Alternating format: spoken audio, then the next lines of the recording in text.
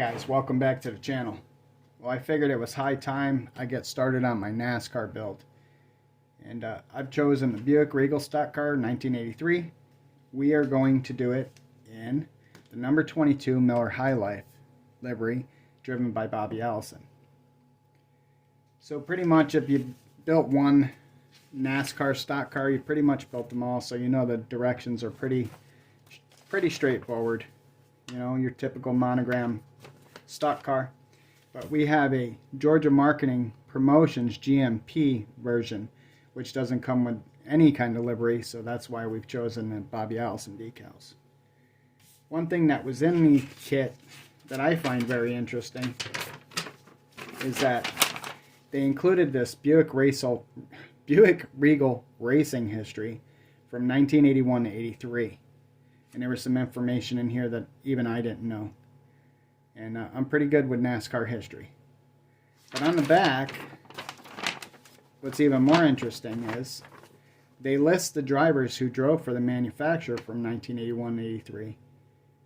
And who tops the list? But Bobby Allison, driving the number 22 Miller sponsored car. So of course that's the one I'm doing. So I've been working on the chassis a little bit. I took care of some injector pin marks that were up here on the bottom of the airbox, back here in the wheel wells, back here, and on the fuel cell. And this one I had to fill in, as you can see. It was a big divot, so I filled it in. So that's looking pretty clean. I still got some sanding to do on the rails here, but after that's done, that pretty much can be primed. Now the body, that was a different story. We had some mold lines that we had to really work on here.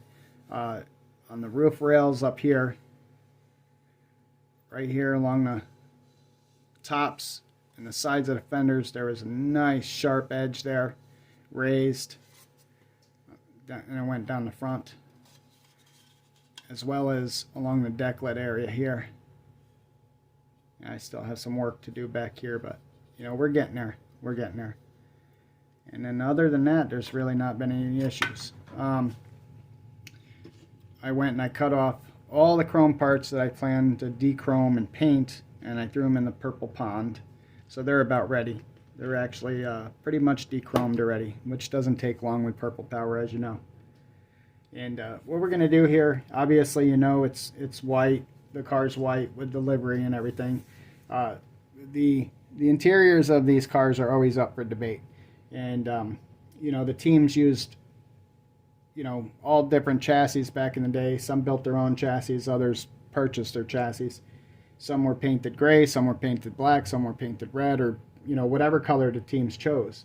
And sometimes they did it for reasons, like they used cars for 1.5 mile tri-oval. They painted a chassis a different color because that was a road course car or a super speedway car. They had different height snouts on them, etc., etc. There's a lot of different reasons why they painted the cars the way they did. But one thing was for sure, not all of them were ever consistent. So every time that I've seen the number 22 Miller High Life car, it always had a red interior. So that is the way that I'm going to go with it. So the chassis is going to be red, and the cage will be red and everything. So that's the way that I'm going to do mine. So that is about it. I'm going to continue working on this. Consider this my first update on my NASCAR Group Build.